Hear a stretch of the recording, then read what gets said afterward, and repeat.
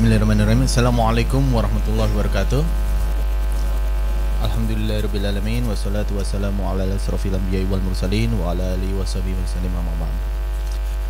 Puji syukur kepada Allah Subhanahu wa taala yang telah mempertemukan kita dalam keadaan sehat walafiat. Tak lupa salawat dan salam kepada junjungan kita Nabi besar Muhammad sallallahu alaihi wasallam. Mari kita buka kajian kita dengan bacaan basmalah bersama-sama. Untuk awalan mungkin untuk mengkondisikan suasana hati, kita bisa mulakan dengan qasidah terlebih dahulu. Silakan Bib Salim. Bismillahirrahmanirrahim. Ya Rabbi bil Mustafa balligh maqasidana waghfir lana ma madha ya wasi'al karami. Ya Rabbi bil Mustafa balligh maqasidana waghfir lana ma madha ya wasi'al karami. Amin tadhakuri jiranin bidhi salamin ما زجت دمعا جرى من مقلة بدمي. يا ربي بالمصطفى بلغ مقاصدنا واغفر لنا ما مضى يا واسع الكرم. أم حبت الريح من تلقاع كاظمة وعومض البرق في ظلماء من إظامي. يا ربي بالمصطفى بلغ مقاصدنا واغفر لنا ما مضى يا واسع الكرم.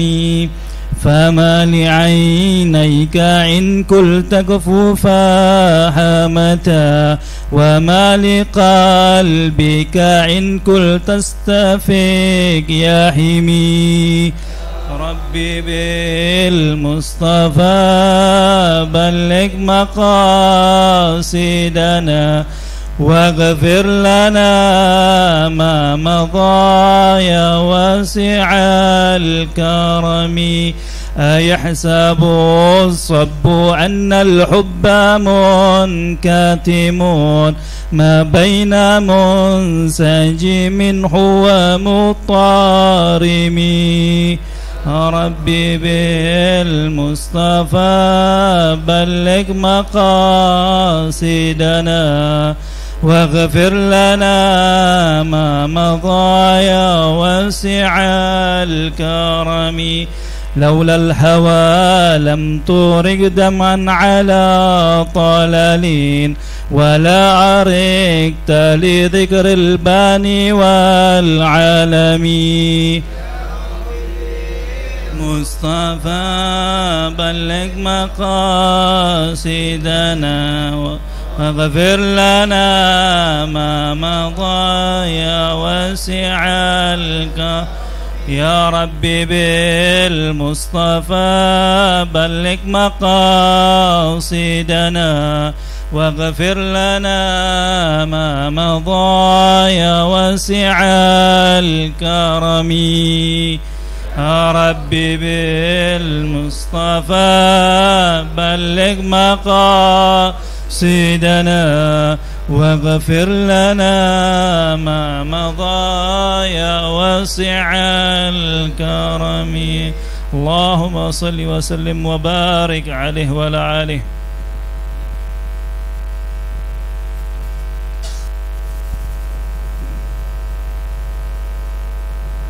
Bismillahirrahmanirrahim. Qala al-muallifu rahimahullahu ta'ala wa adama an-naf'a bi'ulumihi wa 'ulumikum fid darain ila an qala radhiyallahu anna wa ankum. Wa'lam situ sampai situ ya. Wa'lam anna an-nasa fi talabil ilmi ala thalathati ahwalin.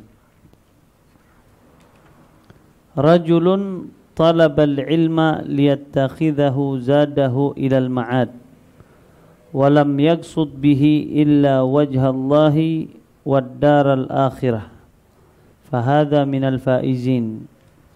Wa rajulun talabahu liyasta'ina bihi ala hayatihi al-ajilah wa yanala bihi al-izza wal jaha wal mal wa huwa 'alimun bidzalik mustash'irun fi qalbihi rakakata halihi wa khissata maqsadihi fahadha minal mukhatirin fa in ajalahu ajaluhu qabla at-taubah khifa alayhi min su'il khatimah wa adhafa ila al-ilmi al-amala wa tadaraka ma farrata fihi min al-khalal iltahaqa bil faizin fa inna at-taiba min ad-dambi kaman la dhanbalah.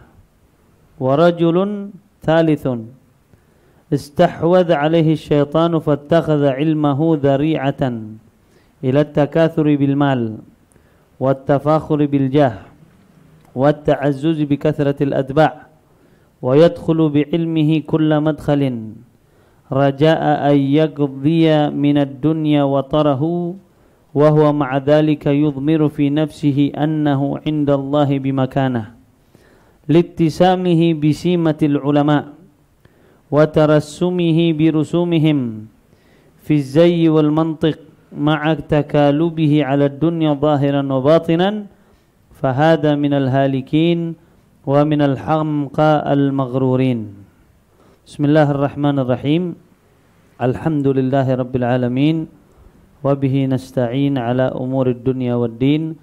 Wassalatu wassalamu ala sayyidina wa habibina wa syafi'ina wa qurrati a'yunina Muhammadin sayyidil awwalin wa sayyidil akhirin wa ala alihi wa sahbihi wat tabi'in.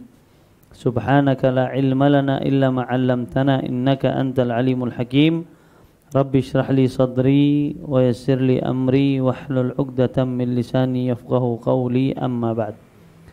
Pertama-tama puji serta syukur kehadirat Allah Subhanahu wa taala yang mana pada hari ini Allah masih memberikan kita nikmat sehat wal afiyah, nikmat panjang umur, nikmat tertingginya Allah masih kasih kepada kita, yaitu nikmatul Islam dan nikmatul iman. Semoga Allah makin memperkuat iman Islam kita agar kita meninggal dalam keadaan husnul khotimah. Amin ya rabbal alamin. Tak lupa pula salawat teriring salam kita haturkan kepada baginda kita, nabi kita, kekasih kita, imam kita, pemimpin kita Nabi Muhammad sallallahu alaihi wasallam serta para keluarga, para sahabat, para tabi'in dan tabi'it tabi'in, dan insyaallah kita semua selalu menjadi pengikut setia Rasulullah sallallahu alaihi wasallam sampai akhir hayat nanti. Amin ya rabbal alamin. Wa'lam, ketahuilah, anna an-nasa fi talabil ilmi ala thalathati ahwalin. Sesungguhnya manusia itu di dalam menuntut ilmu ada 3 macam manusia di dalam menuntut ilmu. Jadi kita lihat kita kira-kira dari golongan yang mana. Yang pertama, rajulun talabal ilma liyattakhidhahu zadahu ilal ma'ad. Orang yang pertama, ada yang menuntut ilmunya Allah Subhanahu wa taala. Seseorang menuntut ilmu, talabal ilma liyattakhidhahu, menjadikan ilmu tadi zadahu, bekal dia untuk nanti di yaumul qiyamah. Jadi pada saat dia dapat ilmu, dia nuntut ilmu, tujuannya biar nanti di akhirat dia selamat. Dia dapat ilmu, tujuannya nanti biar masuk ke surganya Allah Subhanahu wa taala. Tujuannya biar dapat redhonya Allah Subhanahu wa taala. Walam yaqsud bihi, dan dia tidak menginginkan apapun pada saat dia menuntut ilmu, illa kecuali wajah Allah, kecuali redha Allah Subhanahu wa taala. Jadi dia enggak mau apa-apa. Oh, saya mau datang ke majelis taklim, tujuannya biar saya pulang dapat redhonya Allah. Semoga kita dapat redha Allah semuanya. Amin. Karena puncak ketaatan seseorang yaitu mendapat atau menggapai ridhonya Allah. Jangan kita salah mengartikan. Ente ibadah kenapa? Mau masuk surga. Banyak kita begitu. Ente sholat kenapa? Mau masuk surga. Ente puasa kenapa? Mau masuk surga. Ente nuntut ilmu apa? Mau masuk surga. Enggak. Puncak daripada ketaatan seseorang, dia mendapatkan ridhonya Allah Subhanahu wa taala. Kalau dia udah dapat ridhonya Allah, maka surga semua bakal dia dapat dari Allah Subhanahu wa taala. Jadi semoga semua kita mendapatkan ridhonya Allah. Wad-daral akhirah. Nah, dia tidak ada tujuan lain di dalam menuntut ilmu, di samping dia mendapatkan ridhonya Allah, dia juga mendapat kebahagiaan nanti di akhirat. Nanti di akhirat kita rombongannya bersama Nabi Muhammad SAW, ya, bisa ketemu sama sahabat Nabi. Nabi kan bilang di dalam hadis, apa kata Nabi? Agrabu minni majlisan yaumal qiyamah ahasinukum akhlaqan. Nanti di yaumul qiyamah orang yang paling dekat sama Nabi Muhammad SAW ada beberapa golongan. Yang pertama siapa? Orang-orang yang paling baik akhlaknya. Tuh, yang paling baik akhlaknya kata Nabi nanti dekat sama Rasulullah SAW. Mudah-mudahan akhlak kita bagus semuanya. Amin. Dan yang kedua siapa lagi kata Rasulullah? Agrabu minni majlisan yaumal qiyamah aktsarukum salatan alayya. Orang yang paling dekat nanti terhadapku di hari kiamat adalah orang yang paling banyak berselawat kepada Rasulullah sallallahu alaihi wasallam. Makanya dulu Siti Aisyah, ini Siti Aisyah radhiyallahu anha pernah lagi ngejahit. Pas lagi ngejahit di rumah Nabi kalau udah malam, ya udah gelap. Pas lagi menjahit, enggak sengaja jarumnya jatuh. Pada saat jarumnya jatuh, Siti Aisyah cari tuh jarum. Dia apa nih? Dia ngerangkak begini. Dicari jarumnya enggak ketemu. Nabi buka pintu masuk. Maka saya bilang, ya Rasulullah, wajahmu lebih mulia, lebih indah daripada rembulan di malam hari. Maka apa kata Nabi kita Muhammad sallallahu alaihi wasallam? Alwail ya Aisyah liman lam yarani yaumal qiyamah. Celaka wahai Aisyah, celaka wahai Aisyah, celaka wahai Aisyah, siapa orang yang nanti di yaumul qiyamah tidak memandang wajahku ini, yaitu wajah Nabi Muhammad sallallahu alaihi wasallam. Semoga kita nanti di yaumul qiyamah digandeng sama Nabi Muhammad sallallahu alaihi wasallam. Ya, semoga kita semua ada di barisan Rasulullah sallallahu alaihi wasallam. Kita punya guru dulu di Hadramut suka cerita. Ya. Orang kalau udah sering selawat sama Nabi, hidupnya beruntung.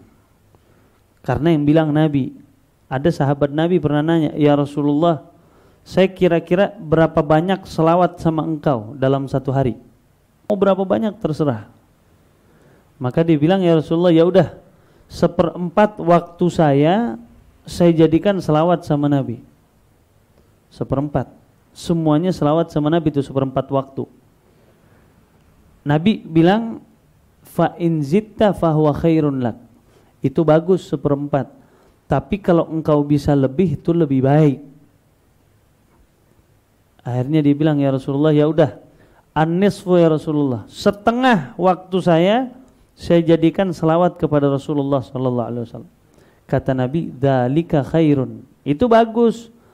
Tapi fa in zitta fahuwa khairun lak. Kalau ente bisa lebih, maka itu bakal lebih bagus buat ente. Oh begitu, ya udah. Dimikir, dibilang ya udah ya Rasulullah, saya jadikan semua waktu saya selawat kepada Rasulullah sallallahu alaihi wasallam. Pokoknya ada waktu nganggur, ibaratnya maaf kalau perempuan lagi masak, dia selawat sama Nabi. Ya kalau kita mungkin lagi gak ada kerjaan atau lagi main handphone, misalnya lagi main game, ya, lagi main poker misalnya, selawat sama Nabi. Pokoknya isi waktu selawat sama Nabi. Dibilang ya udah ya Rasulullah, semua waktu saya jadikan selawat kepada Rasulullah sallallahu alaihi wasallam. Nabi senyum. Apa kata Nabi? Idzan tukfa hammuk wa tughfar dzambuk wa tuqdha hajatuk. Oh, kalau ente mau jadikan semua waktu selawat sama Rasulullah sallallahu alaihi wasallam, Berarti ente kalau suntuk, itu kesuntukan bakal dihilangkan sama Allah Subhanahu wa taala. Ente kalau punya dosa, dosa ente bakal diampunin sama Allah Subhanahu wa taala. Dan yang ketiga, ente punya hajat apapun Allah bakal kabulkan. Dengan apa? Dengan selawat sama Rasulullah sallallahu alaihi wasallam. Ada satu cerita. Dia bilang ada satu orang ini hidupnya maksiat. Tiap hari maksiat. Nah, pas dia sebelum meninggal dunia, dia tahu ini pasti orang kampung nanti kalau saya meninggal dunia pasti nggak senang sama saya, nggak bakal ada yang mandiin saya, nggak bakal ada yang kafanin saya, nggak bakal ada yang sholatin saya. Ditulis wasiat. Nanti, nak, kalau saya meninggal dunia, ditulis wasiat tuh, tulis buat anak nih. Nanti kalau saya meninggal dunia, tolong ente sewa 2 orang atau beberapa orang, supaya mandiin saya, kafanin saya, sholatin saya, kuburin saya. Karena dia tahu diri dia banyak dosa, dia suka nyakitin orang, apa pokoknya dosanya banyak, dia tahu diri. Oh ya udah, pas ayahnya meninggal, anaknya buka wasiatnya. Benar, satu kampung lari semuanya, nggak ada yang mau dekat sama dia. Kenapa? Karena jenazahnya baunya luar biasa. Waliyadzubillah. Mudah-mudahan kita semua meninggalnya husnul khotimah. Amin. Jenazahnya bau, satu kampung gak ada yang berani deket. Itu jasadnya hitam. Ya meninggalnya buruk. Ini anak nangisnya luar biasa. Tapi akhirnya dia nyewa orang. Pada saat dia lagi di hadapan ayahnya, dia menangis, dia tertidur sebentar. Pada saat dia tertidur, subhanallah, di mimpinya ada orang datang putih. Naik kuda, dia turun depan ayahnya. Dari ujung rambut itu diusap. Yang tadinya hitam berubah jadi putih. Terus yang tadinya bau busuk berubah jadi wanginya luar biasa. Ini dia dalam mimpi nih. Sampai kakinya diusap. Sampai itu saya kaget, saya bangun dari tidur saya. Subhanallah, ayah saya langsung berubah. Yang tadinya bau, yang tadinya hitam, yang tadinya gelap, berubah menjadi wanginya luar biasa, jadi putih. Orang kampung yang tadinya nggak mau nguburin, pas ngelihat harum dari rumah saya pada datang. Dilihat ayahnya ternyata luar biasa, bersinar wajahnya, senyum mukanya. Itu saya yang tadinya sedih jadi bahagia. Orang kampung nyambut, dimandiin, dikafanin, disolatin bareng-bareng, dikuburin. Jadi rame. Tapi yang membuat saya penasaran tuh orang siapa? Saya tidur lagi di malam, subhanallah saya ketemu orang yang sama. Saya tanya, man anta? Siapa engkau? Kata dia, ana Rasulullah. Dia bilang, ana adalah Rasulullah sallallahu alaihi wasallam. Dibilang, ayahmu di dunianya memang dia banyak dosa. Dia suka maksiat, dia suka begini, dia suka begini. Tapi ayahmu, dia setiap malam sebelum dia selawat sama Rasulullah 1000 kali. Setiap malam. Ayahmu tuh sebelum tidur, dia selawat sama Nabi berapa kali? 1000 kali. Benar berarti apa yang disampaikan Nabi. Sebanyak-banyaknya dosa ente kepada Rasulullah sallallahu alaihi wasallam, semua dosa ente bakal diampunin sama Allah Subhanahu wa taala. Dan bahkan nanti di yaumul qiyamah tidak ada satu malaikat pun yang bisa nolong kita. Maaf, misalnya ente kenal malaikat Jibril, Enjit kenal malaikat Jibril enggak? Misalnya ente kenal sama malaikat Jibril, teman baik sama malaikat Jibril, itu malaikat Jibril gak bisa nolong ente nanti di hari kiamat. Ente misalnya teman baik sama malaikat Ridwan, itu dia gak bisa nolong ente sama sekali. Ente kenal baik sama Nabi Adam gak bisa nolong ente. Nabi Musa gak bisa nolong ente. Nabi Isa gak bisa nolong ente. Semua Nabi gak ada yang bisa nolong. Bahkan di waktu itu riwayat mengatakan tidak ada satupun yang bisa bicara, gak ada wewenang sama sekali. Ternyata yang bisa ngomong cuman Rasulullah sallallahu alaihi wasallam. Yang bisa nolong ente kecuali Nabi Muhammad sallallahu alaihi wasallam. Kalau ente gemar berselawat sama Rasulullah sallallahu alaihi wasallam di dunia, maka pasti insyaallah kita bakal ditolong oleh Rasulullah sallallahu alaihi wasallam. Makanya isi waktu dengan selawat sama Nabi. Ada waktu nganggur, selawat sama Nabi. Makanya ulama-ulama kita dulu, ya, Mereka tuh peduli sama kita. Dia tahu, wah nih orang-orang kacau nih, sholawat bakal kurang. Kalau kita mungkin ulama dulu nggak usah diragukan, sehari ada yang 1 juta kali, sehari ada yang 300.000 kali, sehari ada yang 10.000 kali. Tapi kalau kita, kalau ditanya, nanti cinta sama Nabi nggak? Iya. Sehari selawat berapa banyak? Kita jawabnya apa? Mungkin selawatnya pas sholat aja, benar nggak? Pas sholat ya udah, tiap sholat anak selawat sama Nabi. Makanya ulama-ulama kita itu miris. Dibilang wah ini bahaya, orang awam kesian. Akhirnya mereka bikin cara, gimana caranya nih orang-orang selawat sama Nabi tanpa mereka berasa. Gimana? Makanya mereka ngarang tuh kitab-kitab maulidnya Nabi. Ya. Makanya ente kalau hadir maulid Nabi tanpa terasa, ente dalam 1 kali duduk, ente bisa selawat berapa banyak ente nggak tahu. Banyak banget. Yang mana 1 selawat Allah kasih berapa kali? 10 rahmat Allah. Sayyidina Hasan al-Basri pada saat mendengar hadis itu, apa kata dia? Seandainya kita hidup di dunia dapat rahmat dari Allah 1 kali aja, itu cukup bagi kita dunia dan akhirat. Kenapa? Karena yang ngasih rahmat siapa? Allah. Ini ente selawat 1 berapa kali balasannya? 10 rahmat dari Allah subhanahu wa ta'ala. Makanya sibukin diri kita untuk selawat sama Nabi Muhammad sallallahu alaihi wasallam, agar nanti di yaumul qiyamah pada saat tidak ada satupun yang nolong kita, keluar tuh suara Rasulullah sallallahu alaihi wasallam yang manggil nama kita. Amin. Amin ini pada lemes nih. Fahada minal faizin. Nah, orang yang seperti ini yang nuntut ilmunya karena Allah, tidak ada tujuan lain, orang yang seperti inilah orang yang berhasil hidupnya dunia maupun akhirat. Ya, nuntut ilmunya karena siapa?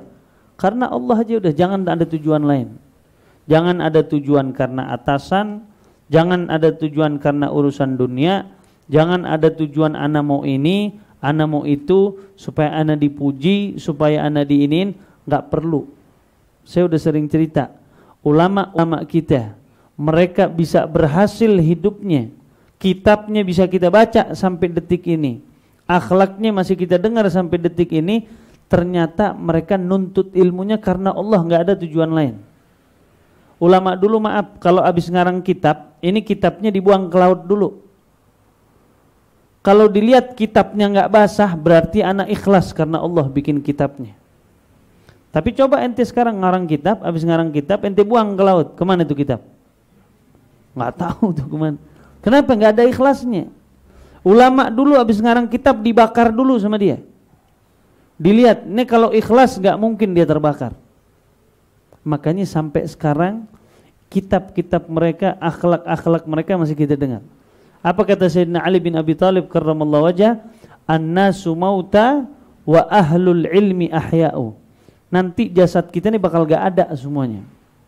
Tapi ada manusia yang Allah kasih kehidupannya selama-lamanya, hidup abadi. Mereka yang nuntut ilmunya karena Allah. Orang kalau udah nuntut ilmunya karena Allah, maka ilmunya, manfaatnya, akhlaknya, gerak-geriknya diikutin sama orang. Abadi selama-lamanya. Sahabat Nabi, ada nggak jasadnya? Nggak ada. Tapi sampai sekarang nama Sayyidina Abu Bakar masih kita dengar. Padahal sudah 1400 tahun yang lalu udah gak ada. Sayyidina Umar bin Khattab radhiyallahu anhu majma'in, udah nggak ada jasadnya. Tapi sampai sekarang kata-katanya masih kita dengar. Hidup dia, selama-lamanya mereka bakal hidup. Kenapa? Karena mereka nuntut ilmunya karena Allah subhanahu wa ta'ala. Makanya mereka berhasil hidupnya, dunia maupun akhirat. Ada satu sahabat Nabi namanya Dzulbijaden. Ini Dzulbijaden orang kaya. Sebelum dia masuk Islam, luar biasa kekayaannya. Dia punya tanah banyak, dia punya harta banyak, dia punya emas, dia punya perak. Nah, suatu hari hidayah datang sama dia. Dia dengar satu nama yang namanya Muhammad Rasulullah. Wah, ini orang ada di Madinah. Ana harus berangkat ke situ. Ana harus. Tapi tolong semua harta yang ente udah kumpulin puluhan tahun, taruh di sini, nggak boleh ente bawa kemana-mana. Kata Dzulbijadain, nggak mikir panjang dia. Dia bilang ya udah nggak apa-apa. Karena tujuannya karena siapa? Karena Allah, nggak ada tujuan lain. Silahkan kalian ambil harta saya semuanya. Itu tanahnya, emasnya, peraknya, semuanya ditinggal. Dibawa sedikit. Ya buat di perjalanan. Buat di perjalanan dia makan, dia apa, dia bawa uang sedikit. Nah hari H dia mau berangkat udah bawa tuh bekalnya dia. Ditahan lagi sama orang kafir. Kita kan udah bilang, apapun ente nggak boleh bawa sama sekali. Hatta yang di tangan ente itu tinggal. Ya udah ditaruh. Dia nggak mikir panjang tuh, ditaruh aja. Makanya digelari Dzulbijadain. Dia nggak bawa apa-apa ke Madinah kecuali yang nutupin badannya dia, atas sama bawah. 2 kain aja udah, itu aja. Dia berangkat ke Madinah. Dia berangkat ke Madinah. Dia ketemu dengan Nabi Muhammad SAW, dia masuk Islam, dia pelajari Islam. Beberapa waktu, subhanallah, ajal menjemputnya, meninggal dunia. Nabi dikabarin, ya Rasulullah, Dzulbijadain meninggal dunia. Oh, yang datang ke sini karena Allah? Iya. Ya udah, tolong jangan ada satupun yang nyentuh jasadnya dia, kata Nabi. Nabi datang ke rumah Sayyidina Abu Bakar. Nabi datang ke rumah Sayyidina Umar, Nabi datang ke rumah Sayyidina Uthman, ke Sayyidina Ali. Ayo ikut gue, ini bahasa Betawinya nih. Ya, ayo ikut gue, mau kemana ya Nabi? Udah, kita ke rumah Dzulbijadain. Dzulbijadain meninggal dunia. Ya udah, itu jasad nggak ada yang berani sentuh. Nah jasadnya Dzulbijadain akhirnya dimandikan dengan tangan mulia Nabi Muhammad SAW. Yang mandiin Dzulbijadain Rasulullah. Yang ngebantuin tuh yang ngambil airnya, yang bersihin apa, semua pembesar sahabat Rasulullah SAW. Kenapa? Karena Nabi tahu kadar seseorang kalau datang nuntut ilmunya karena siapa? Karena Allah. Akhirnya dimandikan. Ternyata nggak sampai di situ. Setelah dikafanin, yang nyolatin Rasulullah SAW jadi imamnya. Kita kalau datang jenazah, sunnah yang jadi imam tuh orang soleh. Kalau bisa yang udah tua. Kenapa? Karena biar doanya diterima sama Allah Subhanahu Wa Taala. Kita sholat jenazah tujuannya apa? Tujuannya biar si jenazah diampunin dosanya sama Allah. Ini yang nyolatin Rasulullah. Kira-kira doanya Nabi diterima nggak? Pasti diterima.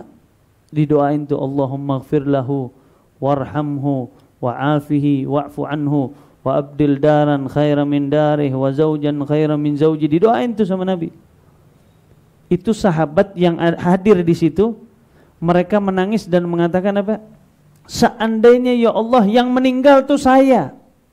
Kenapa? Karena yang nyolatin, yang mandiin Rasulullah sallallahu alaihi wasallam. Ternyata nggak sampai di situ. Nabi ikut gotong tuh jenazahnya Dzulbijadain. Sampai ke kuburan, orang kan masuk dulu tuh ke lahat supaya bantuin tuh. Kata Nabi jangan ada yang turun, Nabi yang turun ke bawah. Bayangin tuh. Itu jasad yang terima Nabi. Yang terima Rasulullah. Nabi tunggu di bawah. Pembesar sahabat hadir semua di situ. Karena Nabi tahu ini orang kadarnya luar biasa. Nuntut ilmunya karena Allah, nggak ada tujuan lain. Lihat tuh sampai dihargain seperti itu sama Rasulullah sallallahu alaihi wasallam. Disuruh dia masuk ke kuburan. Nah, sebelum dia dikuburin, sebelum tanah ditumpahkan ke wajahnya dia, ke badannya dia, Nabi angkat tangan. Yang mana semua sahabat di situ menangis dan berharap kenapa nggak saya yang meninggal itu ya Rasulullah. Apa yang dikatakan oleh Nabi Muhammad SAW? Allahumma rda anhu fa inni anhu radin. Ya Allah, tolong redhoilah sahabatku ini Dzulbijadain. Karena saksikanlah ya Allah, wahai sahabat-sahabatku, hari ini saya betul-betul sudah redho kepada sahabatku Dzulbijadain. Allah, kalau Nabi udah redho, Allah redho nggak? Pasti. Karena Allah bilang di dalam Al-Quran, wa may yuti'ir rasul faqad ata Allah.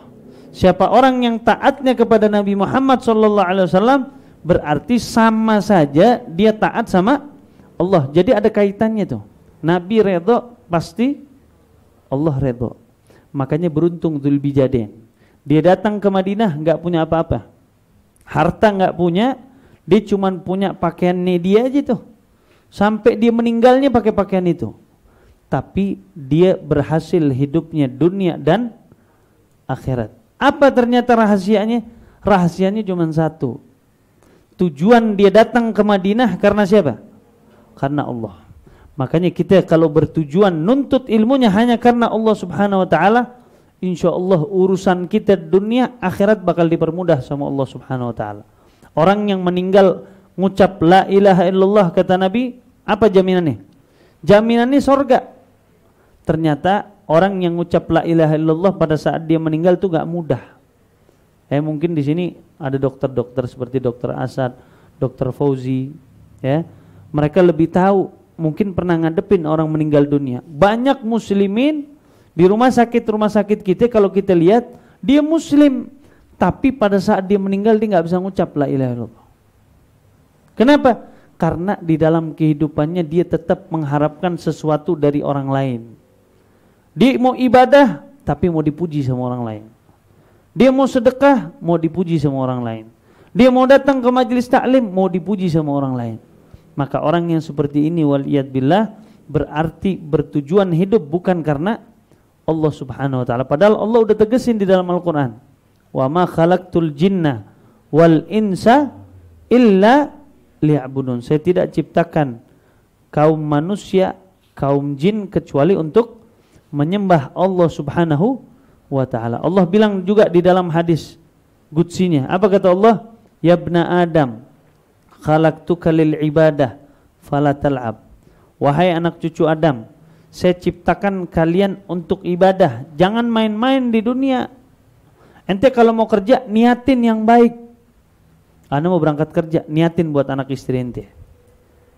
Ana mau jalan-jalan, niatin supaya otak ana nih balik lagi biar semangat lagi di dalam ibadah sama Allah Subhanahu wa taala. Oh, ana mau makan, niatin makannya ente biar ngasih vitamin, ngasih protein di dalam badan ente, biar ente sehat, bisa baca Quran, bisa ibadah sama Allah Subhanahu wa taala. Bahkan Allah juga mengatakan, ya ibna Adam, kalau ente betul-betul sudah ibadah sama Allah Subhanahu wa taala, rezeki ente jangan ente capek-capek mencarinya. Ikhtiar aja udah yang penting. Ana berangkat pagi pulang sore. Jangan capek-capek, jangan dipikirin. Kenapa? Karena rezekimu sudah saya jamin wahai anak cucu Adam. Lau anta tarda bima qasamtuhu lak arahtu qalbaka wa badanak. Kata Allah, wahai anak cucu Adam, seandainya engkau redha dengan apa yang sudah aku beri, maka aku bakal bikin jasadmu, pikiranmu, hatimu tenang dan selalu bahagia. Kenapa? Karena kita redha dengan ketentuan Allah Subhanahu wa taala. Oh, Allah hari ini ngasih kita makan nasi pakai ayam, pakai telur. Ente ucap alhamdulillah. Beruntung ente. Udah kenikmatan yang paling besar itu udah. Tapi kalau hari itu ente dikasih 5 miliar, tapi ente enggak bersyukur, kurang enggak? Kurang. Tuh Allah bilang, wa in anta lam tarda bima qasamtuhu lak fa wa izzati wa jalali la usallitanna 'alaika ad-dunya tarkudhu fiha ragdal wuhushi fil barriyah. Tapi seandainya wahai anak cucu Adam, engkau sudah saya berikan sesuatu tapi engkau enggak redha dengan ketentuan Allah Subhanahu wa taala, maka saya bakal bikin engkau seperti hewan buas yang di hutan. Dia cari mangsanya tuh, dia cari kemana-mana. Kita dibikin sibuk sama urusan dunia sampai dilupakan sama urusan akhirat. Tapi yang perlu ente catat, kata Allah Subhanahu wa taala, rezekimu sudah saya tentukan, gak bakal bisa lebih daripada apa yang sudah ditentukan oleh Allah Subhanahu wa taala. Oh Bib, hari ini anak ketemu menteri, hari ini anak ketemu pejabat fulan. Ini bisnis semua nih Bib. Ini insya Allah kalau jebol 500 miliar. Kalau yang ini 20 miliar, yang ini 30 miliar, yang ini sekian, yang ini sekian. Allah bakal bikin ente sibuk seperti itu. Ente seperti binatang yang lagi buas, lagi cari mangsa-mangsa ente. Semuanya ente didatengin dunia ke diri ente. Tapi Allah ngasih tahu, hey, ente nggak bakal dapat apapun kecuali yang saya tentukan. Ente udah capeknya luar biasa sama dunia, gak tahu Allah cuman nentuin ente dapat tuh hari cuman 10.000 rupiah. Oh ini ratusan miliar. Allah nentuin berapa? 10.000. Bisa gak lebih dari 10.000? Gak bisa. Makanya sibukin diri kita untuk beribadah kepada Allah Subhanahu wa ta'ala. Kalau kita serahkan semuanya sama Allah, kita ikhtiar, alhamdulillah anak punya kerjaan, anak ada kemasukan, bersyukur sama Allah, insya Allah urusan kita bakal dimudahkan sama Allah Subhanahu wa ta'ala. Itu orang pertama, orang yang nuntut ilmunya tujuannya karena Allah. Dan yang kedua, warajulun talabahu liyasta'ina bihi ala hayatihil ajilah. Ada orang kedua, seseorang nuntut ilmunya liyasta'ina bihi ala hayatihil ajilah, biar nanti anak kalau pinter, ini ilmu anak bisa anak manfaatkan, biar anak bisa jadi orang kaya nantinya, ya. Wa yanala bihil izzah, dan anak dapat kedudukan nantinya. Oh mungkin nanti bisa jadi penasehat gubernur. Oh biar anak nanti bisa jadi penasehatnya gubernur nih. Atau anak kalau udah pinter ilmu agama, anak bisa jadi penasehatnya atasan aneh. Atau anak kalau udah punya ilmu agama, anak bisa jadi penasehat orang kampung. Atau apalagi waljah, biar dapat kedudukan, dipuji-puji di mana-mana. Walmal, atau dapat harta biar banyak. Kalau ente apal Quran, ente bisa ikut tuh nanti lomba-lomba. Ente kalau apal hadis, nanti ente bisa bersaing tuh di dalam hafalan hadis ente. Wa huwa alimun bidzalik, dan dia tahu kalau itu sebenarnya salah. Datang ke majelis taklim, nulis, beli kitab, ngafalin, tapi tujuannya apa? Tujuannya sombong. Tujuannya apa? Tujuannya supaya dipuji sama temannya. Tujuannya supaya dipuji sama orang lain. Tujuannya urusan dunia aja udah pokoknya. Dan dia tahu kalau itu dosa. Tapi memang dicari begitu. Dia maunya seperti itu. Dia tujuannya nanti kalau gue udah pinter, nih anak bego-begoin nih temenannya nih. Yang sholatnya ngaco-ngaco nih, nih bahasanya begitu tuh. Nih bahlul nih orang nih. Bego nih, kagak paham, kagak ngerti, ini aneh nih, anak santri udah 6 tahun. Bahkan bukan temennya aja, orang tuanya sendiri bisa dikafirin sama dia. Ada yang ada tujuan seperti itu. Waliyadzubillah. Mustash'irun fi qalbihi rakakata halihi, dan dia tahu betul-betul di dalam hatinya tuh lemah. Oh sebenarnya aneh ini salah, tapi dia ngelakuin seperti itu. Wa khissata maqsadihi, dan betapa khissah itu hinanya tujuan dia. Mau ngapain ente nuntut ilmu dengan urusan-urusan begitu? Jadikan ilmu ente hanya karena Allah Subhanahu wa ta'ala. Fahada minal mukhatirin. Nah, orang-orang seperti ini adalah orang-orang yang berbahaya. Danger. Ente kalau nuntut ilmunya urusan begitu, danger, berbahaya. Fa in ajalahu ajaluh qabla taubah, apabila datang ajalnya sebelum dia taubat sama Allah Subhanahu wa ta'ala, khifa alaihi min su'il khatimah, berarti ditakutkan ente bakal meninggal dalam keadaan su'ul khatimah, wal iyad billah. Jangan main-main, ini ilmunya Allah, amanah dari Allah. Allah kasih ke Nabi Muhammad sallallahu alaihi wasallam. Nabi sampaikan ke sahabat-sahabatnya, sahabat-sahabatnya sampaikan ke tabi'in, tabi'in sampaikan lagi ke tabi'in. Ini amanah dari Allah, jangan main-main ngambilnya. Imam Syafi'i nuntut ilmunya berapa lama? Dibilang dari anak nuntut ilmu, gak ada kata berhenti anak nuntut ilmu. Sampai ada rasanya, sampai ada kenikmatan di dalam menuntut ilmunya Allah Subhanahu wa ta'ala. Jadi gak ada. Ada orang, alhamdulillah ente udah lulus nuntut ilmu, alhamdulillah bib, ana udah 6 tahun, udah semuanya di luar kepala ana agama Islam. Gak ada. Tetap ente harus menjadi penuntut ilmunya Allah Subhanahu wa ta'ala. Lihat Imam Abu Hanifah. Imam Abu Hanifah sudah jadi imam madhab, orang alim, disegenin di zamannya. Nih Imam Abu Hanifah kemana-mana tetap dia bawa ituan tuh, bawa tinta sama bawa sayap burung tuh, karena orang dulu tuh pakai itu nulisnya, tintanya. Sampai pada saat dia meninggal dunia, bajunya dia masih ada kotor tinta. Imam Abu Hanifah ditanya, kenapa kok sampai begini?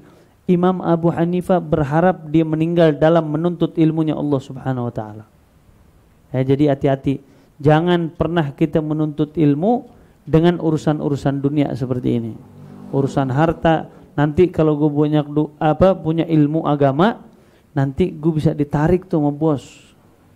Bisa dapat rumah, bisa dapat mobil, bisa dapat ini, bisa dapat ini. Percuma ente niat-niat begitu. Tapi kalau ente niatkan karena Allah Subhanahu wa taala, maka apa yang ente mau Allah bakal kasih. Kenapa? Karena ente udah dapat ridha Allah. Makanya jangan pernah sandarkan diri ente sama makhluk. Ada ente sandarkan diri ente sama orang kuat, lupa ente ternyata ada yang maha kuat. Ente sandarkan diri ente sama yang orang kaya, lupa ternyata ada yang maha kaya. Ente sandarkan diri ente sama yang hebat, ternyata ente lupa ada yang maha hebat. Tapi pada saat ente sandarkan diri ente sama Allah Subhanahu wa taala, apa yang ente mau bakal Allah kasih. Orang kaya bisa binasa, orang hebat bisa sakit suatu hari. Ente nyandarnya ke dia, ya udah suatu hari dia meninggal, selesai ente. Jangan dia meninggal, handphonenya mati aja. Biasa ente suka minta duit sama dia. Transferin gue dong. Berapa? 5 juta aja, jangan banyak-banyak. Waduh, padahal gue mau transferin ini 10 juta. Lo ngomong 5 juta, ya udah 5 juta. Transfer 5 juta. Ngandelin dia, handphonenya mati suatu hari. Gak tahu tuh kecebur kolom kali apa, hilang tuh handphone. Ente telepon gak bisa. Bingung gak ente? Bingung. Tapi pada saat kita ta'alluqkan diri kita, hati kita hanya kepada Allah Subhanahu wa taala yang maha kaya, yang maha hebat, yang maha segala-galanya, maka kapanpun ente minta pertolongan Allah bakal kasih. Kapanpun ente minta apapun Allah bakal terima ente punya hajat. Makanya Nabi selalu ngingetin kita. Apa kata Rasulullah? Wa idza sa'alta fas'alillah. Ente kalau butuh hajat minta sama Allah. Wa idza sta'anta fasta'in billah. Kalau ente butuh pertolongan, minta pertolongan sama Allah Subhanahu wa taala. Kalau ente sudah membiasakan diri sama Allah Subhanahu wa taala, maka semua hajat ente bakal dikabulkan sama Allah Subhanahu wa taala. Kenapa sih wali-wali Allah tuh bisa doanya mustajab? Ada orang sakit, maaf, cuman ditiup aja, minum, sembuh. Hebat ini. Kok wali bisa begitu? Ada orang apa lagi? Cuman datang, anak sumpah bib, udah datang aja tuh ke wali. Dipegang dadanya, sembuh. Itu sahabat Nabi sebelum dimasuk Islam namanya Fudhalah. Fudhalah tuh, apa sih bahasa Betawinya tuh, enak sama Nabi. Tahu enak ya? Apa enak tuh bahasa bagusnya apa ya? Jengkel sama Nabi tuh, pokoknya kalau udah ngeliat Nabi gergetan dia. Sampai dia suatu hari kata Fudhalah, anak ada niatan mau bunuh aja udah Nabi Muhammad. Anak kantongin pisau sini. Nabi lagi tawaf, anak ikutin dari belakang, pura-pura anak ikutin. Nabi dikit-dikit nengok ke belakang. Fudhalah, ente Fudhalah bukan? Iya ya Rasulullah, anak Fudhalah. Ya udah Nabi jalan lagi. Dia mau bunuh lagi, udah keluarin pisaunya, Nabi nengok. Fudhalah anta? Ente Fudhalah bukan? Iya ya Rasulullah. Nabi nanya, ada apa di hati ente, kenapa sih lo enak sama gue? Gak tahu ya Rasulullah, aneh, bawaannya jengkel aja main dia. Nabi cuman ambil tangannya ditempelin di dadanya. Habis itu diangkat. Dia bersumpah, dibilang wallahi tidak diangkat tangannya Nabi dari dada ana, yang tadinya orang yang paling ana jengkel di dunia itu Rasulullah. Tapi setelah diangkat sama Rasulullah SAW, itu orang yang paling ana cinta adalah Nabi Muhammad SAW. Dia langsung syahadat, asyhadu an la ilaha illallah wa asyhadu annaka Muhammadan Rasulullah. Kok Nabi bisa begitu nyembuhin orang sebentar banget? Ternyata Nabi dekatnya sama siapa? Dekatnya sama Allah. Sahabat Nabi Sayyidina Umar bin Khattab, Sayyidina Abu Bakar Siddiq, Sayyidina Uthman, Sayyidina Ali bin Abi Thalib, Abdurrahman bin Auf, semuanya. Sayyidina Ali itu maaf, dia sampai pernah tidur di musola. Di masjid dia tidur, masjid dulu belum ada ginian nih ubin, tanah semuanya. Itu berguling-guling, lapar 3 hari 3 malam gak makan Sayyidina Ali. Nabi lewat, ngelihat, dibilang siapa itu Abu Turab. Makanya gelarnya Sayyidina Ali salah satunya panggilannya Abu Turab. Siapa itu tukang tanah? Badannya tanah semua. Dibilang Ali ya Rasulullah. Sayyidina Ali. Gak taunya Sayyidina Ali. Dibilang kenapa ente gak minta ya Sayyidina Ali? Enggak. Ana punya Allah subhanahu wa ta'ala. Dia gak berani minta. Kenapa? Karena dia tahu dia punya Tuhan yang maha kaya. Makanya biasain tuh. Diri kita apa-apa jadikan ibadah kita karena siapa? Karena Allah subhanahu wa ta'ala. Makanya ulama-ulama dulu ibadahnya gak ada yang tahu kecuali dia sama Allah subhanahu wa ta'ala. Mereka tahajud, istrinya gak tahu di rumah kalau dia tahajud. Istrinya gak tahu kalau dia tahajud. Bertahun-tahun dia tahajud, istri di rumah gak tahu. Kenapa? Karena dia tahu kalau ibadah itu karena Allah, maka semua urusan dunia itu bakal diberikan oleh Allah subhanahu wa ta'ala. Wa adhafa ilal ilmil amala. Nah, tapi kalau ada orang yang niatannya seperti itu di dalam menuntut ilmu, sebelum dia meninggal, akhirnya dia taubat sama Allah. Habis itu dia beramal lagi. Dia kembali kepada Allah Subhanahu wa taala. Wa tadaraka ma farrata fihi minal khalal. Dan dia tambal kesalahan-kesalahan dia. Oh, ana nuntut ilmunya karena urusan dunia, ditambal sama dia. Udah mulai ini hari ana rubah. Ana menuntut ilmunya karena Allah Subhanahu wa taala. Iltahaga bil faizin. Maka orang yang seperti ini apabila sebelum dia meninggal dia taubat sama Allah Subhanahu wa taala dan kembali dia beramal dengan amalan yang tujuannya hanya kepada Allah, maka dia bakal disambungkan sama orang-orang yang awal tadi. Dia bakal beruntung, berhasil hidupnya dunia dan akhirat. Syaratnya taubat. Sebagaimana Nabi pernah katakan, at-taiba minad dzambi kaman la dzambalah. Orang yang taubat daripada dosanya itu seakan-akan udah enggak punya dosa lagi kepada Allah Subhanahu wa taala. Imam Nawawi menyebutkan syarat taubat itu 3. Nanti kalau mau taubat, syarat taubat itu 3.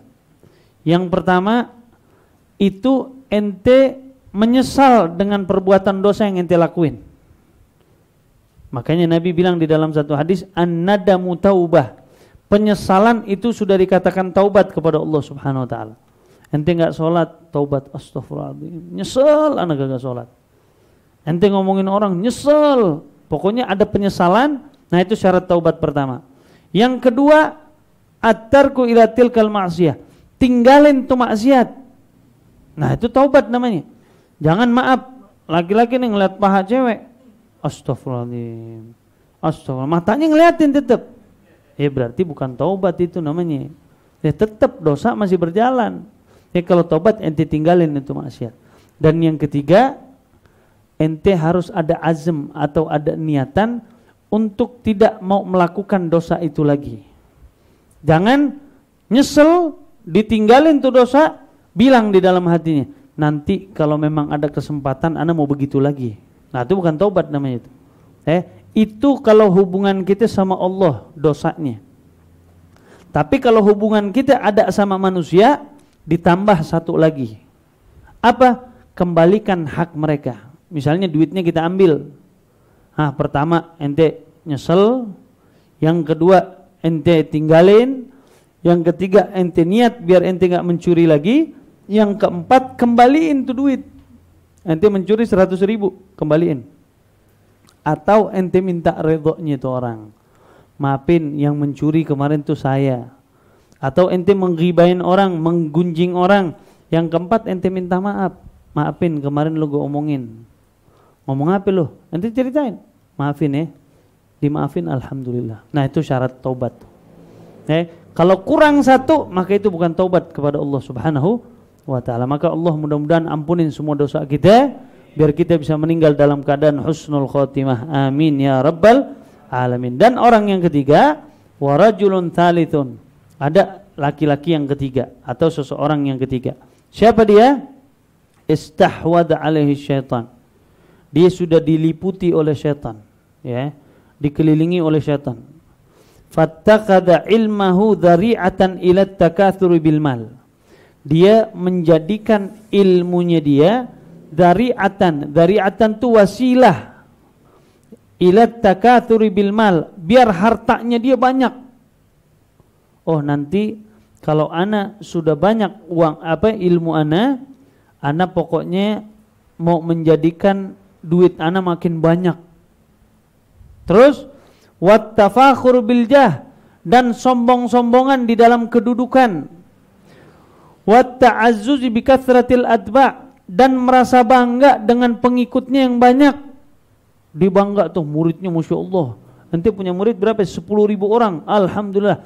Followers ente berapa di Instagram? Ya 2.000. Aneh nih 200.000. Nah ini zaman sekarang, betul nggak? Oh, tujuannya cuma bikin konten-konten misalnya tentang agama, hadis Nabi. Padahal itu bagus kalau ente jadikan karena Allah Subhanahu wa taala. Kalau ente jadikan karena Allah itu bisa tembus puluhan juta kalau ente jadikan niatnya karena Allah Subhanahu wa taala. Kenapa ente kecilin harapan kepada Allah Subhanahu wa taala? Ente udah bikin bagus-bagus ceritanya tentang Islam, nasihat, tapi tujuannya apa? Tujuannya biar banyak pengikutnya. Tuh Imam Ghazali udah tahu, udah ratusan tahun yang lalu dia tahu bakal ada Instagram, dia tahu. Dia tahu tuh bakal ada YouTuber nih, dia udah tahu. Karena banyak di zaman sekarang tujuan nuntut agama Islam itu dengan tujuan apa? Tujuannya biar pengikutnya banyak. Biar banyak yang nurut sama gue. Biar banyak nih orang gue bisa suruh-suruh. Nih beliin gue mobil, nih beliin gue rumah, nih beliin gue ini, nih beliin gue ini, nih beliin gue ini. Wal'iyad billah. Terus wa yadkhulu bi ilmihi kulla madkhalin. Intinya dia masuk ke seseorang dengan ilmunya berbagai cara, dia pakai cara. Oh, hari ini misalnya pura-pura ketemu sama orang, wah nih hari gue lihat muka lo butek. Oh, berarti ente habis bikin dosa apa ente? Astagfirullah Ustaz, kok bisa tahu Ustaz? Hatinya dia, oh pas juga nih gue ngomong nih. Tobat ente. Gimana caranya Ustaz tobat nih? Ya udah, ente sedekah sama anak yatim. Punya duit nggak 10 juta? Punya Ustaz. Titip sama aneh sini. Ada nggak yang model begitu tuh? Hah? Imam Ghazali udah tahu ratusan tahun yang lalu. Dia udah tahu bakal ada orang macem-macem kayak begini nih, bakal ada. Coba sini, serahin dulu emasnya, biar ente bisa dikasih kesembuhan sama Allah Subhanahu wa taala. Waliyadbillah, dijual dia punya agama, waliyadbillah. Orang-orang dulu maaf seperti Syekh Ibrahim bin Adham, dia kalau udah masuk pasar, yang jualan muridnya dia sendiri, dia nggak mau beli itu. Ada muridnya jual, dipanggil Syekh kesini, Syekh beli sama aneh, dia nggak mau beli. Kenapa? Namanya kalau beli sama murid, kira-kira dikasih beli nggak? Pasti digratisin atau dimurahin deh. Yang biasa jualnya 100.000 bisa dijual 30.000 sama guru. Bener, ta'zim, memuliakan guru bagus. Tapi kata dia apa? Saya takut ngejual agama saya. Tuh lihat tuh ulama dulu. Mereka takut sama ilmunya. Jangan sampai ilmu yang udah ana punya, udah bagus, udah terpuji, ana jual dengan sesuatu yang hanya hina di mata Allah Subhanahu wa taala. Kenapa? Karena dunia nggak ada yang kita bawa mati. Ente punya apa daripada dunia? Nggak ada. Walaupun ente wasiat, nanti tolong kalau ana meninggal dunia, sertifikat rumah ana masukin ke kuburan juga. Rumah, BPKB, apa semuanya itu masukin ke kuburan. Bisa nggak diterima tuh? Nggak bisa. Ente meninggal itu harta ente semuanya jadi punya orang. Ente udah kumpulin puluhan tahun, semuanya bakal jadi punya orang. Ternyata ente nggak bawa apa-apa kecuali amal ente sama Allah Subhanahu wa taala. Kalau amal ente karena Allah, ini yang ente bakal hadapkan kepada Allah Subhanahu wa taala. Raja'a ayyaqdiya minad dunya wa tarahu. Berharap dengan ilmunya agar dia betul-betul mendapatkan kepuasan dunia daripada apa yang dia punya. Wa huwa ma'adzalika yudhmiru fi nafsi annahu 'indallahi bimakanatin. Yang jadi masalahnya apa? Dia sudah nuntut ilmunya karena urusan dunia, dan dia menganggap dirinya itu orang yang dekat sama Allah. Oh, aneh udah jadi wali nih. Maaf, sahabat Nabi Sayyidina Umar bin Khattab, ana suka cerita. Ini Sayyidina Umar bin Khattab dekat sama Nabi, ahli ibadah, ahli sholat, ahli zikir, ahli puasa, luar biasa udah. Berjuang bareng Nabi, dia bela Rasulullah sallallahu alaihi wasallam. Dia bilang, "Idza nudiya yaumal qiyamah, kullukum tadkhulunal jannah illa wahidan." Apabila nanti di yaumul qiyamah semua orang bakal dipanggil sama Allah Subhanahu wa taala, semua bakal masuk surganya Allah Subhanahu wa taala kecuali satu yang bakal masuk neraka. Saya yakin yang masuk neraka itu saya, kata Sayyidina Umar bin Khattab. Dia enggak pernah memandang dirinya itu orang yang paling benar, paling suci, paling bersih, paling wali min auliyaillah, enggak pernah. Sayyidina Umar tetap menganggap dirinya orang yang paling kotor, yang paling penuh dengan dosa, padahal dia orang yang paling mulia setelah Nabi kita Muhammad SAW, seperti Sayyidina Abu Bakar, Umar dan pembesar-pembesar sahabat lainnya. Ya, kita baru taubat baru 1 bulan atau baru taubat 1 tahun, udah nganggep diri kita wali min auliyaillah. Udah ngeludahnya udah bergaya udah. Tuh, waduh. Ada yang begitu nggak? Ada banyak udah. Udah nganggep dirinya kalau udah masuk masjid yang paling bagus dia udah. Habis sholat, ente nih sholat yang benar, sholat ente nggak benar tuh, nggak bakal diterima ente sama Allah. Ente belajar agama berapa lama? Alhamdulillah 1 bulan. 1 bulan ini Sayyidina Umar hidupnya semua sama Rasulullah SAW, hidupnya semuanya sama Nabi. Tetap menganggap dirinya yang paling kotor. Nih Islam tuh begitu. Islam selalu ngedidik kita. Apa yang ente punya, ente tetap kecil di mata Allah Subhanahu wa taala. Ente punya apa aja, Allah kalau mau rubah cuman sedikit nih. Ya mugallibal qulub, dirubah sedikit, selesai ente.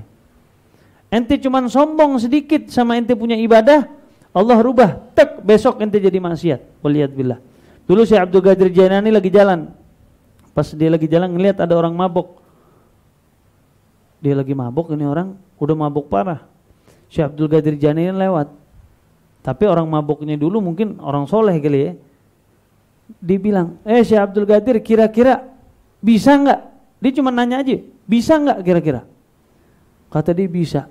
Bisa enggak? Ditanya lagi yang kedua. Bisa, sampai dia menangis nih Syekh Abdul Qadir. Muridnya pada bingung, kenapa nih orang nanya apa?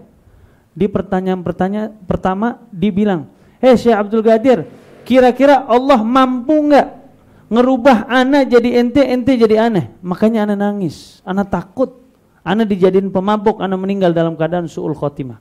Padahal Syekh Abdul Qadir Jailani udah Masya Allah ilmunya, akhlaknya udah Masya Allah, adabnya udah Masya Allah. Tapi itu orang mabok bilang, Syekh Abdul Qadir, ibaratnya ente jangan ngejek ana. Padahal dia gak ngejek, dia cuma lewat. Bisa gak kira-kira Allah ngerubah ente jadi ana jadi ente?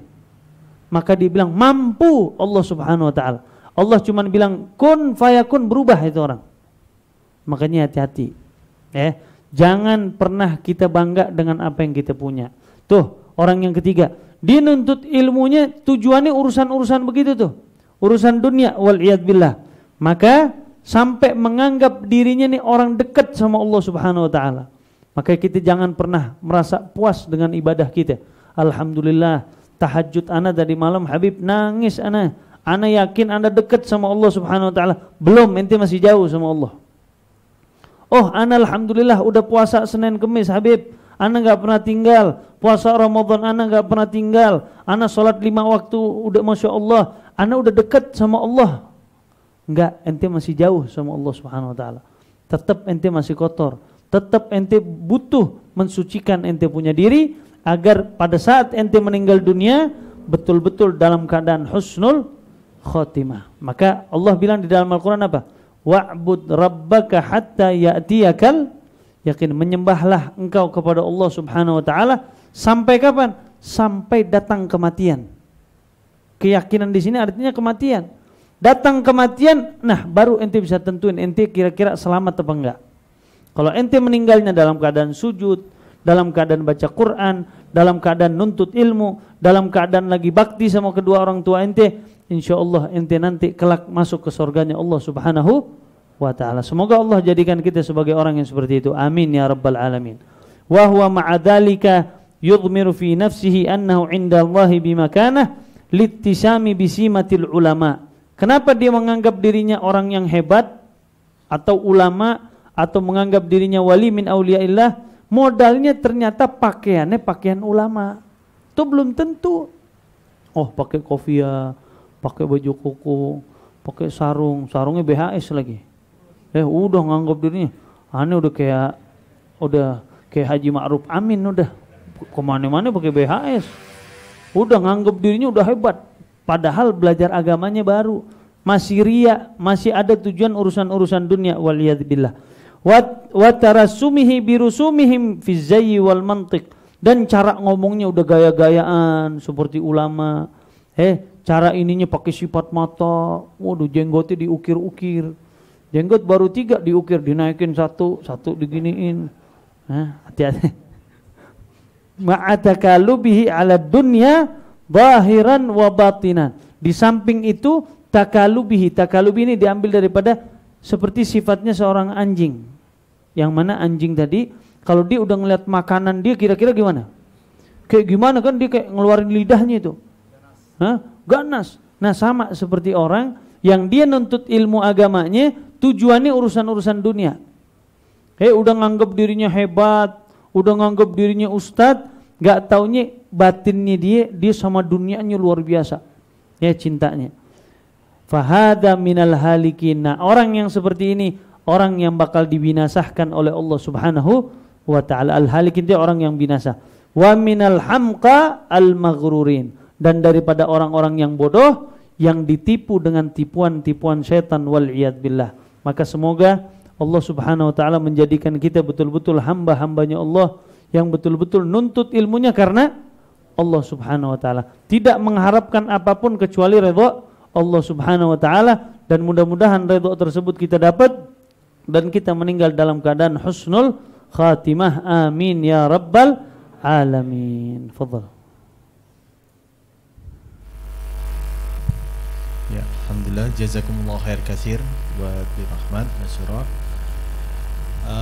Kita akan buka sesi tanya jawab. Mungkin akan dibuka penanya. Buat yang akhwat boleh dituliskan dalam secari kertas. Buat yang ikhwan bisa langsung menanyakan. Silahkan.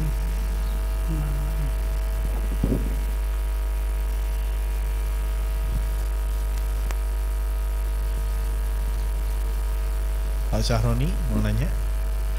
Sepertinya ada yang mau ditanyakan.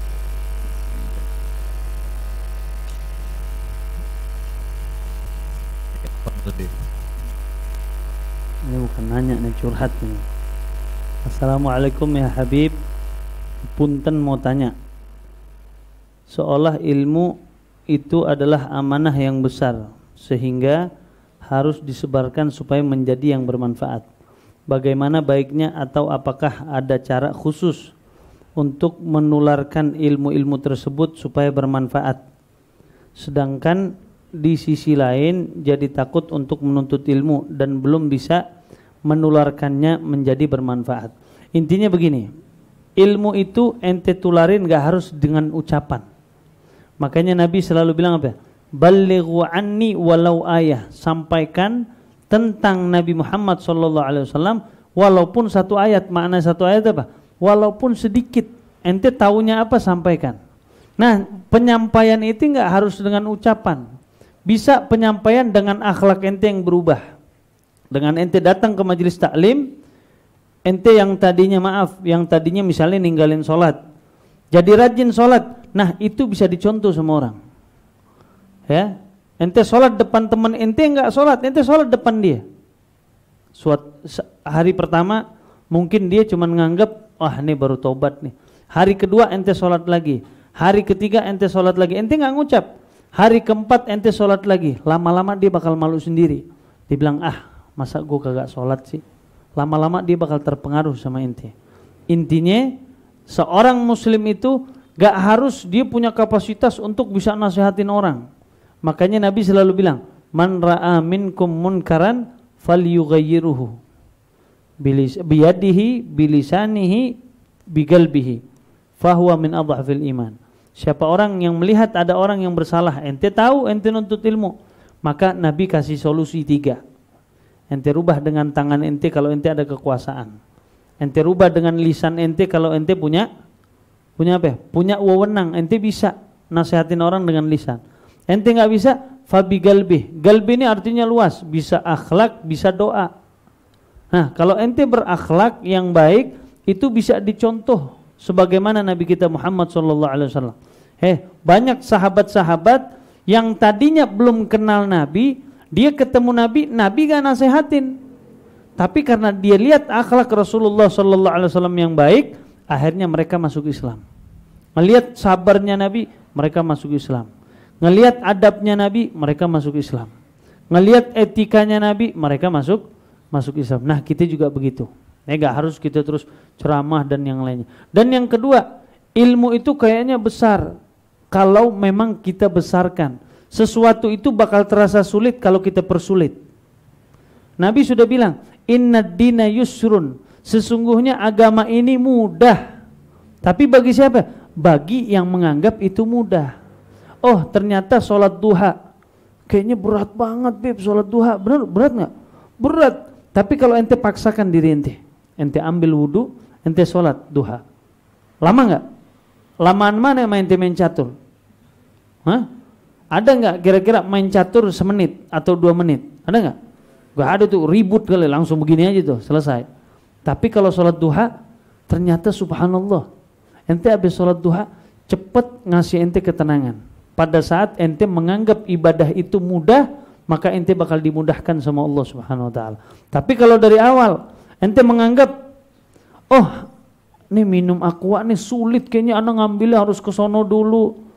Masuk ke depan pintu dulu, buka pintu, ngambil aquanya, harus ngerobekin dulu, buka dulu. Waduh, repot banget. Ente bakal minum nggak? Nggak bakal ente minum. Tapi pada saat ente mudahkan, cuman ke situ doang kok. Ente paksakan diri ente, maka ente bakal dimudahkan sama Allah Subhanahu Wa Taala. Gitu, Alhamdulillah. Penanya lagi, silahkan. Solihin. Ya, fadhol. Pakai. Waalaikumsalam warahmatullahi.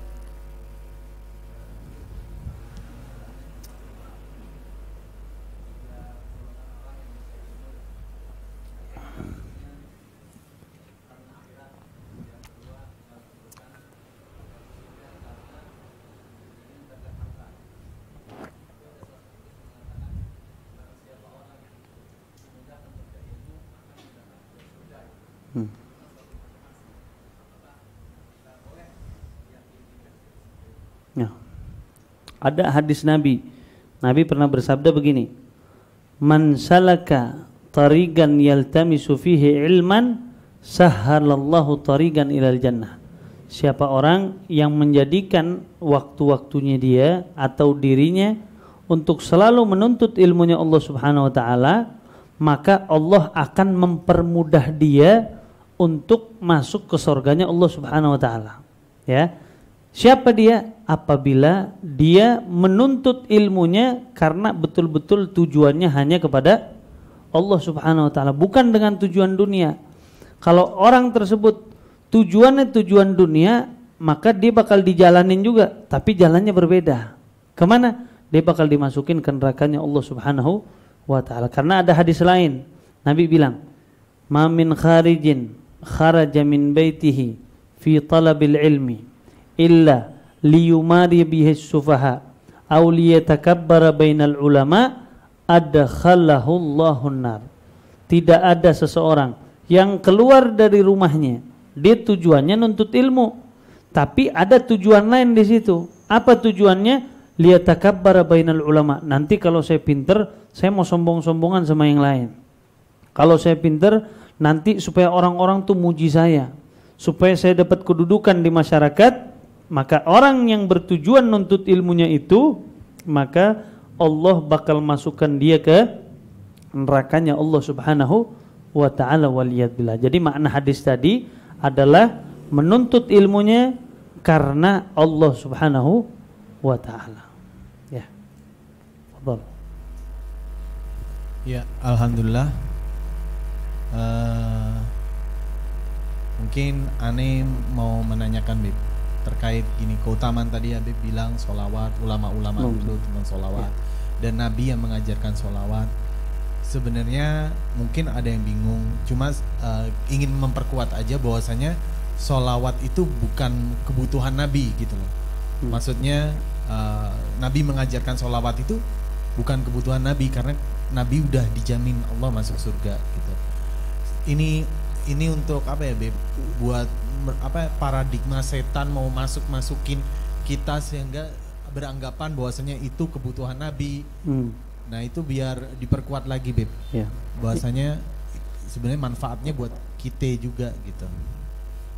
Jadi begini, yang perlu kita tahu, Allah Subhanahu wa taala pada saat memerintahkan kita sesuatu, sholatkah itu, puasakah itu, hajikah itu, umrohkah itu, bakti sama orang tua, kita sedekah, kita zakat, kita selawat sama Nabi, pokoknya semua ibadah yang Allah Subhanahu wa taala ajarkan kepada kita itu tidak berarti itu menambah keagungan Allah, enggak.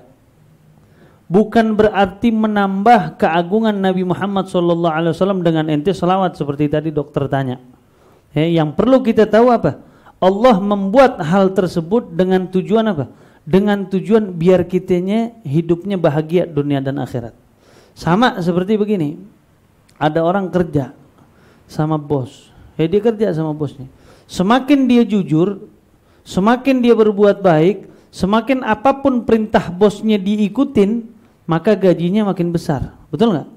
Nah gajinya itu, bosnya udah banyak duit, ya. Gajinya tersebut yang memanfaatkan siapa? Ente sendiri yang kerja. Maka pada saat kita betul-betul mengikuti aturan-aturan atau norma-norma yang Allah Subhanahu wa taala buat, maka bukan berarti itu kadar Allah atau kadar Nabi Muhammad SAW itu makin bertambah. Oh Allah dengan ente sujud sama dia, oh Allah berarti makin mulia. Enggak, Allah sudah maha mulia. Makanya Allah pernah bilang di dalam hadis qudsi, seandainya semua orang enggak ada satupun yang menyembah Allah Subhanahu wa taala di muka bumi, yang nyembah cuma satu, semuanya enggak ada yang nyembah, itu tidak mengurangi kekuasaan Allah Subhanahu wa taala sedikit pun. Sama seperti ente masukin jarum ke lautan, air yang kebawa sama jarum tadi ngurangin kadar laut nggak? Sama sekali nggak ada pengaruhnya. Begitu juga pada saat kita ibadah, selawat kepada Nabi Muhammad SAW, yang dapat manfaat tuh ente. Makanya Nabi bilang, siapa orang yang banyak berselawat sama Rasulullah SAW, maka tukfa hammuk wa tukfar dambuk wa tuqdha hajatuk. Ente bakal diampunin sama Allah, ente punya kesuntukan bakal dihilangkan oleh Allah, semua hajat ente bakal dipermudah oleh Allah Subhanahu wa taala. Yang dapat manfaat siapa? Nabi apa ente berarti? Ente. Berarti semakin banyak ente taat kepada Allah, yang mendapatkan manfaat berarti ente di dunia maupun di akhirat. Ya. Ya, alhamdulillah. Kita buka penanya lagi, satu atau dua orang. Mas Effendi ada. Mas Effendi yang mana itu orangnya? Ini beliau. Oh masya Allah, ganteng juga ya. Iya, nurnya udah mulai kelihatan. Masya Allah. Allahumma shalli Muhammad. Sarungnya mahal. Iya.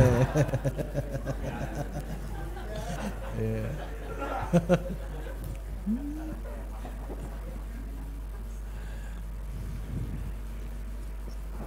Ada lagi penanya?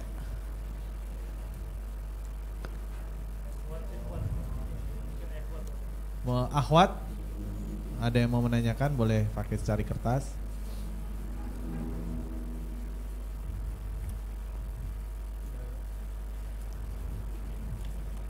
Cukup.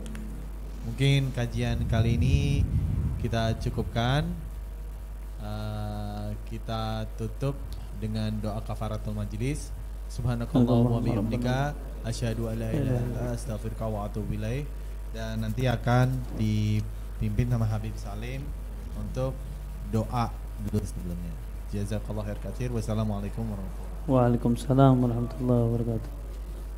يا ربنا اعترفنا بأننا اقترفنا وأننا أصرفنا على لظى أشرفنا فتب علينا توبة تغسل لكل حوبة واستر لنا العورات وآمن الروعات واغفر لوالدينا ربي ومولودينا والأهل والإخوان وسائر الخلان وكل ذي محبة أو جيرة أو صحبة والمسلمين أجمع آمين رب فاسمع فضلا وجود منا لا باكتساب منا بالمصطفى الرسول نحظى بكل سول صلى وسلم ربي عليه عد الحب والآله والصحب عداد طش الصحب والحمد لله في البدع والتناحي.